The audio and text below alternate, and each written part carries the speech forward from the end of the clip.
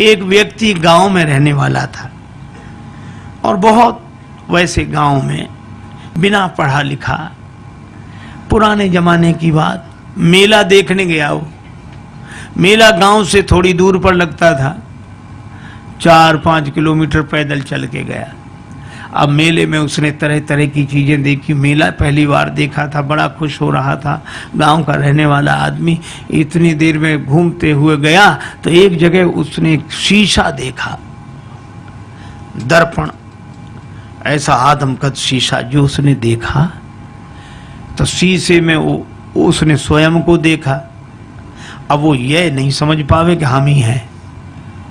और शीशे में जैसे ही इसने देखा तो ये मुस्कुराया और हाथ जोड़ के बोला, भैया राम राम। तो उधर से भी मुस्कुराहट दिखी, भैया राम राम। इसने कहा, वाह वाह, बड़े अच्छे भाई साहब हैं, पहली बार मिलने में भी इतने प्रेम से।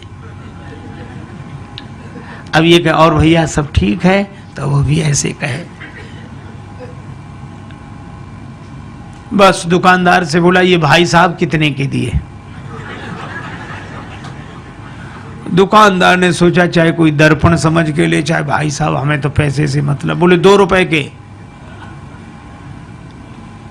तो मेले के लिए जितना खर्चा लाया था उसने 2 रुपए उसी को दे दिए और दर्पण हाथ में लिया। अब भाई साहब को बार बार देखे, बड़ा खुश हो।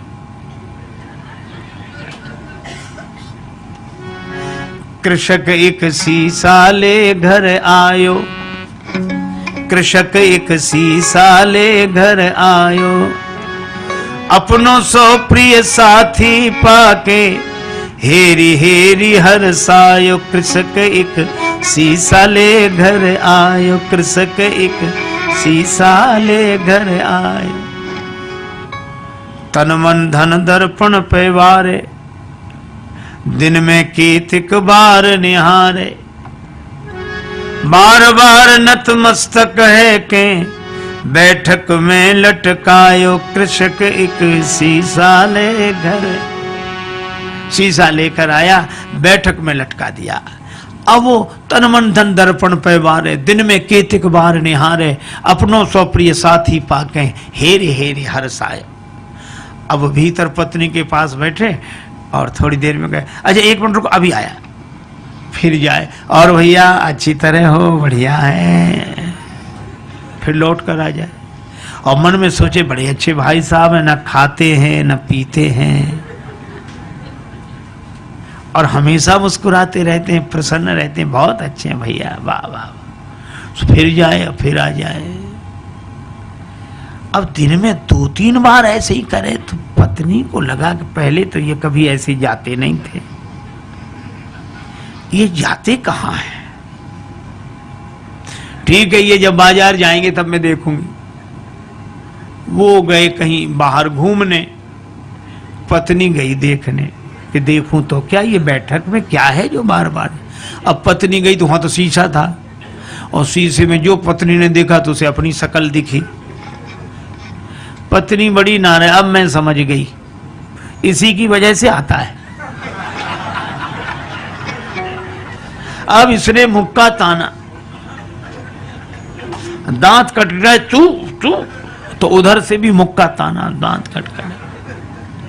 बस संभ्रम चली आई घरवारी, सन्मुख सुंदर नारी निहारी। आए गई है सौत हमारी, क्रोध हृदय में छायो। कृषक एक शीशा ले घर आए। अब उसको बड़ा क्रोध हमारी सौत को ले आया है, इसी की वजह से आता है। और बस भाग पड़ी, बस मैं न रहूंगी, विष हो या डूब मरूंगी। विष खा लूंगी, मर जाऊंगी, कुएं में गिर जाऊंगी, बस रहूंगी नहीं, मैं तो अभी जाती हूं, चाहे जो कुछ हो जाए। और रोना शुरू किया तो धाई सास बहू रानी ने कैसो रुदन मचायो। कृषक एक शीशा ले घर आए। उसकी सास दौड़ी, क्या हुआ क्या हुआ बेटी, क्यों रो रही है, बहू क्यों रो रही है? बहू बोली, अपने बेटे की करतूत देखो, बैठक में किसको लाकर बिठाया,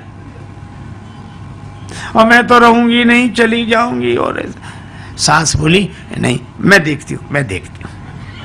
अब सास गई और सास ने बैठक में जाके जो दर्पण देखा तो उसे बुढ़िया दिखाई पड़ी।